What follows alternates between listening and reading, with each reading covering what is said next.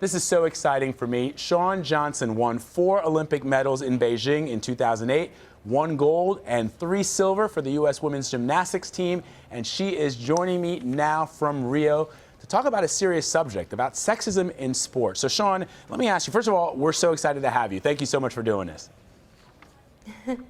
Yeah, thank you for having me. All right, you're in Rio. Have you noticed any kind of sexist media coverage during these Olympic Games, more so than in the past? I would say yes and no. I mean, I haven't been paying so much attention to the media and the social media that I've been, missing out on the actual performances. But I have noticed comments here and there, that are the frustrating ones, the comments on looks instead of performance. And that's what's so frustrating for female athletes and what we want to kind of change and turn around. Have you yourself experienced sexism as an athlete?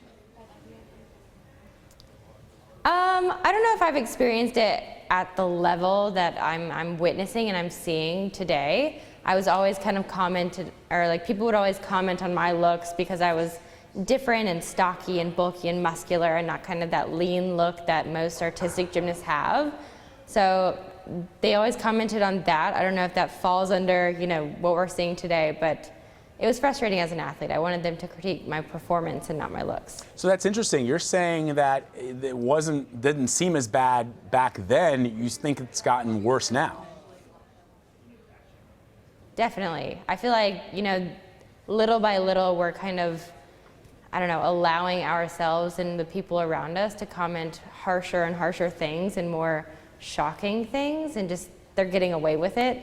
Everybody can hide behind a screen these days, and so we need more people to kind of stand up for these women and our girls and say it's not right. How can we go about changing the culture where this doesn't happen? Well, you can start with, I've actually partnered with Dove with this amazing campaign. It's called My Beauty, My Say, and if you ever see any negative comments about someone's physique or their appearance, you can actually call them out with that hashtag, the hashtag My Beauty, My Say, and it kind of plasters it all over the world for them to see that they've said something wrong. That sounds like an incredible campaign to raise awareness about such an important issue. I have to ask you though, and you talked a little bit about it just now, but give us a sense or describe for us the kinds of comments that you used to get yourself when you were performing. What was probably the worst thing that you heard or saw in print about yourself?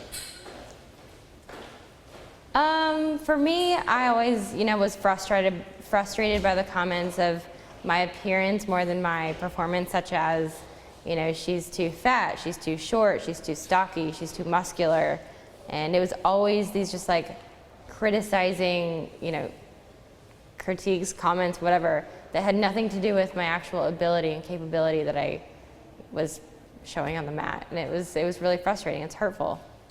For the vast majority of Americans like myself who get most of their meals from Carl's Jr. and Wendy's, to see somebody saying that you, even at that time in your life, were large and bulky, they should come by the studio and check me out someday. But do you think that that it's happening more now because there are just so many more women that are dominating in sports? Yes and no. I feel like it's just happening more now because everybody's jealous. Everybody's on a platform, everybody's on a pedestal, and everybody wants to have a voice. They want to have, that shock value. They want to kind of put someone down, and it's wrong. We need to kind of go back to the whole elementary style saying of, if you don't have anything nice to say, don't say anything at all. We need to really support our community and our friends and our girls and guys and not just tear them apart. Yeah, I mean, we're just putting up some tweets there from various Twitter users who have commented on things that have very little to do with sports. And clearly, this is something that you're very, very passionate about. And is that why you're speaking out now? When did this passion come about? Did you have it even back then?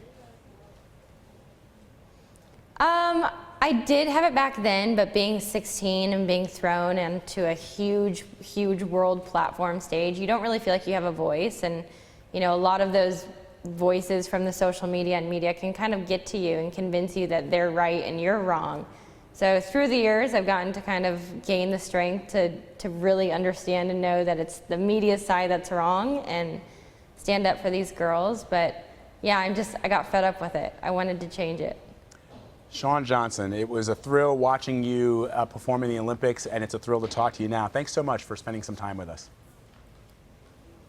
Yeah, thank you.